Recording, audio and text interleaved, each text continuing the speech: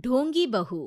प्रीति एक पढ़ी लिखी लड़की है जिसकी एक अच्छे घर में शादी हुई है।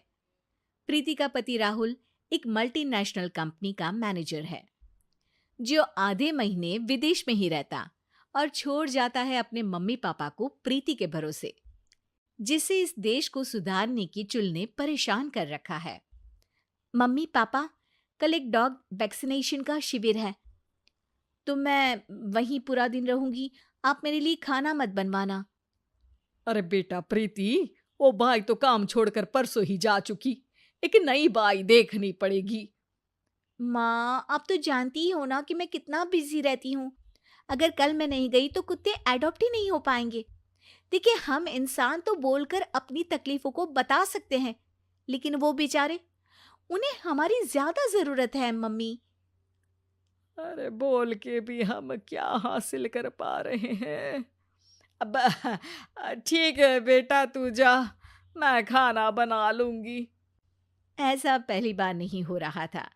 देश भर में जितने एनजीओज हैं, चाहे वो स्टूडेंट्स के अधिकार के लिए हो या गरीबों में खाना बांटने का काम हो, प्रीति सबसे जुड़ी हुई थी। रोज कहीं बाहर ही रहती थी, एक शिविर में नहीं तो दूसरे में, और छोड़ जाती थी अपने सास ससुर को उनके खुद के भरोसे। और जब कोई उसे कहे, अरे प्रीति, कभी तेरी सास का हाथ भी बटा दिया कर, तो उसका एक ही जवाब रहता था, देखो, हम लोगों को तो सब कुछ घर बैठे मिल जाता है। अगर आज मैं इस शिविर में नहीं गई तो पता नहीं कितने लोग सड़क पर आ जाएंगे।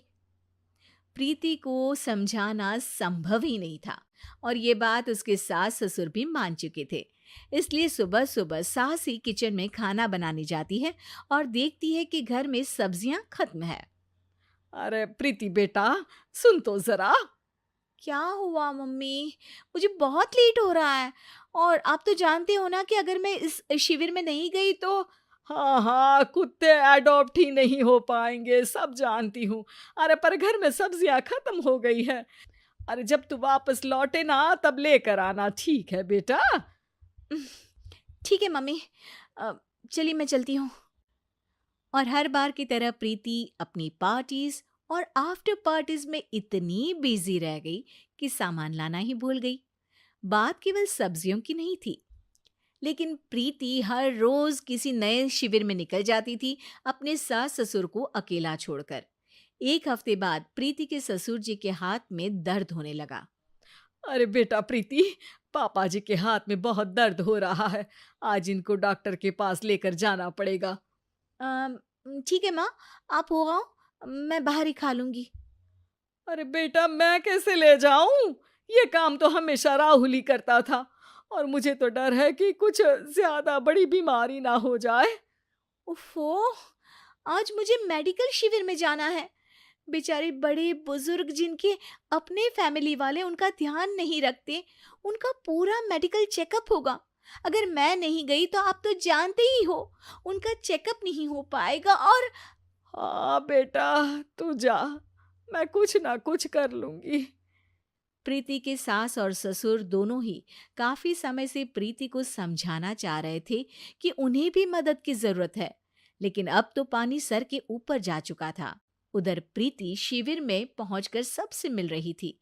काफी भीड़ थी और प्रीति इंस्टाग्राम पर फोटोज अपडेट करे जा रही थी। तभी प्रीति की दोस्त रीना उसके पास दौड़ती हुई आती है।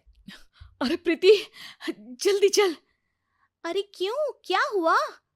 अरे तू अभी सवाल मत पूछ और चल मेरे साथ। प्रीति रीना के साथ जाती है तो देखती है कि गरीब बुजुर्गों की लाइन में प्रीति के सास ससुर भी खड़े हैं। प्रीति को समझ में नहीं आता कि ये क्या चल रहा है। उसके ऑर्गेनाइजेशन में सबकी नजर उसके सास ससुर पर थी, और प्रीति को लगा कि बात उसकी इज्जत पर आ गई है। माँ, पापा जी, आप दोनों यहाँ क्या कर रहे हैं? आप तो जानते हो कि ये शिविर गरीबों की मदद करने के लिए बनी है, और आप इसका मजाक उड़ा रहे हैं इस तरह से लाइन में खड़े होकर। अरे बेटा, हम भले ही गरीब ना हो, पर जरूरतमंद तो है ही। हमारा भी कोई ध्यान रखने वाला नहीं है। मेरे पति के हाथ में दर्द है, मैंने सुना कि ज़रूरतमंद बुजुर्गों का यहाँ फ्री में इलाज हो रहा है, इसीलिए चले आए।